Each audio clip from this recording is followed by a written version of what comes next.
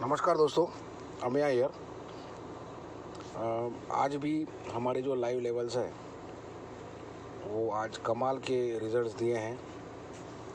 Last 1 month से हम लोग ऑब्ज़र्व कर रहे हैं कि कैसा लाइव लेवल्स के चलते काफ़ी आसान हो गया है इंडेक्स ट्रेडिंग, निफ्टी ट्रेडिंग। तो ये हमारा एक प्रिविलेज्ड ग्रुप है जो अभी सब्सक्रिप्शन बेस्ड हम लोगों ने कर दिया है।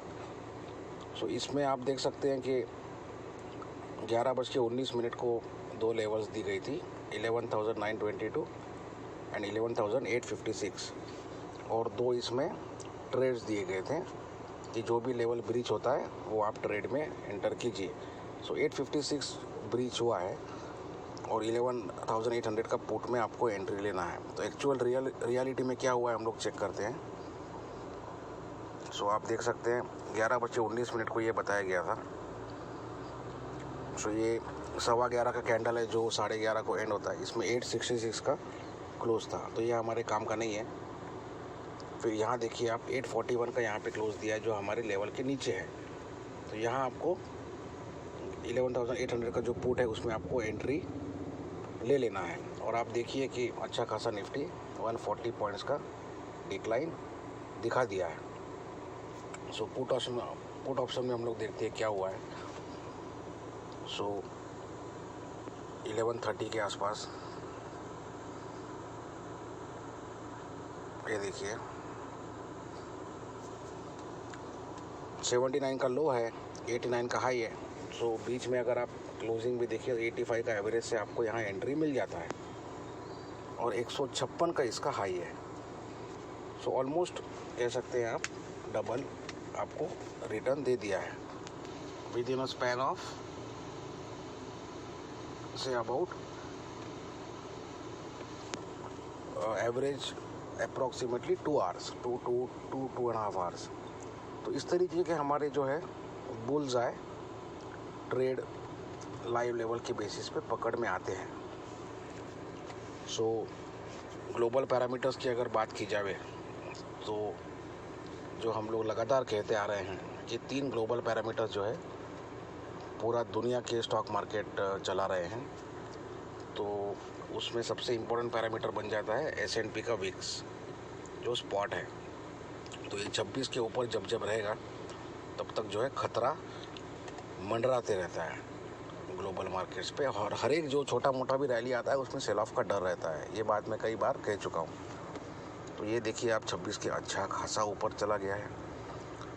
और आप अगर कमोडिटीज़ की बात करें तो $3 अभी भी पकड़ के रखा है कॉपर ने, इसके नीचे वीकनेस आ जाएगा।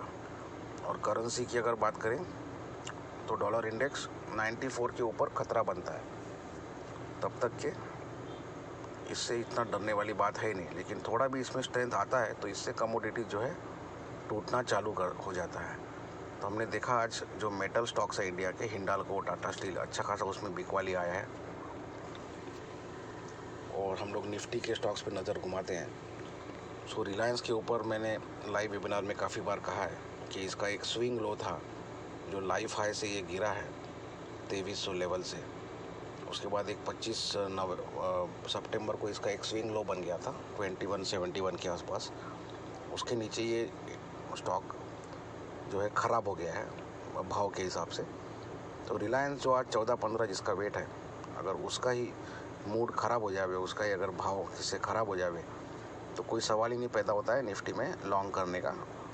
और इसका जब तक मूड ख़राब रहेगा, जब तक ये भाव से ख़राब रहेगा, तब तक के इस तरीके के फॉल्स आते रहेंगे। लेकिन आज हमने फिर ये ऑब्ज़र्व किया है कि अच्छा खासा गिरा है। हम लोग का 2171 का एक थ्रेशोल्ड लेवल था, तो ये 2018 आज मार दिया है। ऑलमोस्ट 160 पॉइंट, 150 पॉइंट ये निकल गया है हमारे रेट से। तो आप अगर आवरली लेवल पे RSI देखें तो ये 20 के नीचे आ गया है। तो ये अच्छा खासा ओवरसोल्ड हो चुका है। तो इसमें अभी कुछ जूस बचा नहीं है स्क्वीज़ आउट करने के लिए।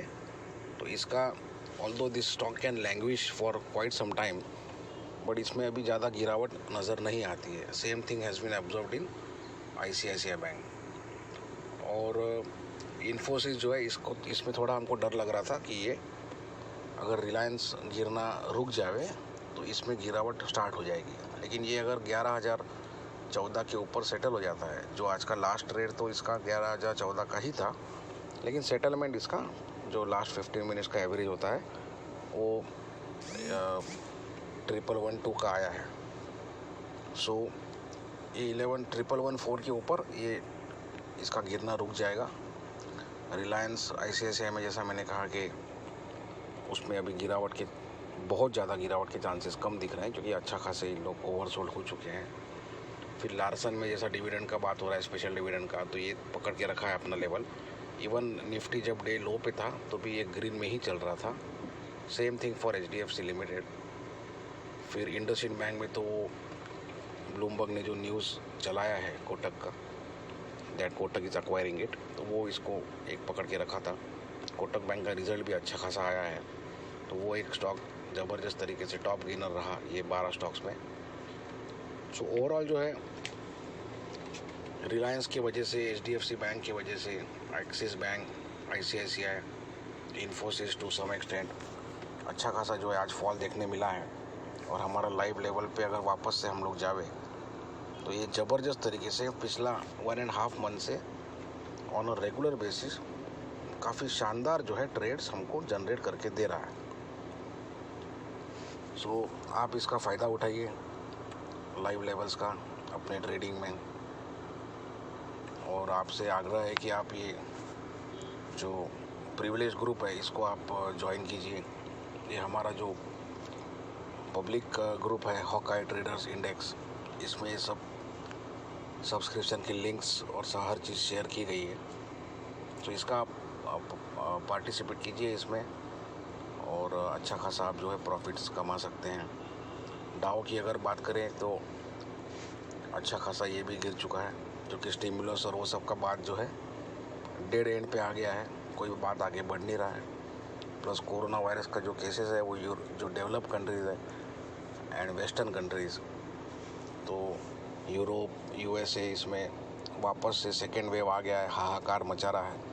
वहाँ पे तो विंटर भी अभी ऑफिशियल स्टार्ट हो गया है, क्योंकि वहाँ पर डे लाइट सेविंग जो होता है उनका क्लॉक में, घड़ी में, वो इफ़ेक्ट में आ गया है। यूरोप का आज आ गया है, और US का आई थिंक 1 नवंबर से वो भी आ जाएगा डे लाइट सेविंग। तो ऑफिशियली विंटर अनाउंस हो गया है, तो मार्च तक इनका विंटर चलता है।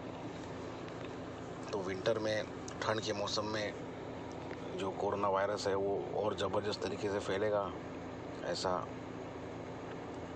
एक अनुमान लगाया जा रहा है। जो इंडिया में भी नीति आयोग का स्टेटमेंट आ चुका है, लेकिन हम लोग क्या, ये सब टॉपिक कोई रह नहीं गया है डिस्कशन का। सब अनलॉक के ऊपर फोकस कर रही है गवर्नमेंट। और इंडिया में विंटर में सेकंड वेव अगर नज़र आता है तो ठीक है, लेकिन आज की बात की जाए 26 अक्टूबर की, तो हम लोग क्या, तो ये कोई टॉपिक ही नहीं रह गया बात करने का। लेकिन जैसा मैंने आपको कई बार कहा है कि ये पूरा ग्लोबल गेम है, ग्लोबल इंडेक्स है, ग्लोबल मूवमेंट है।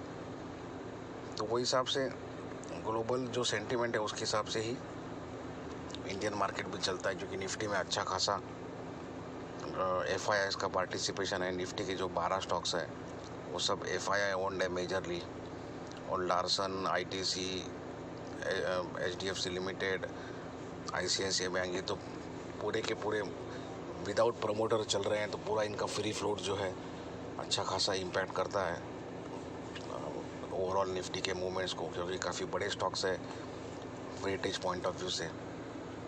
तो ये सब आप नज़र रखिए, और हमारे जो लाइव लेवल्स है उसके हिसाब से काम आप करिए, so that will be really helpful. और काफ़ी जो है इससे आसान हो गया है ट्रेडिंग।